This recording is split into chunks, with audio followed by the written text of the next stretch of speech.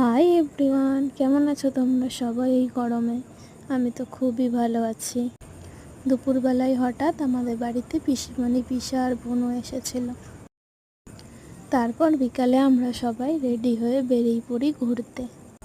গিয়েছিলাম আমি, পিসিমণি, পিসা, বোনু আর ভাই বোন। আমরা একটা গাড়িতে, আর পিসার গাড়িতে আমার দুই ভাই বোন ছিল। আমরা ঘুরতে ঠিক যাইনি, আমরা গিয়েছিলাম ভিটু মল, যেটা দুর্গাপুরের ব্যানাচিতিতে, সবাই চেনো। হুট করেই আমাদের প্ল্যান হয়েছিল, তাই আগের থেকে আর কিছু ভিডিওতে জানাতে পারিনি। বেরিয়ে পড়েই তোমাদের সাথে সবটা শেয়ার করছি।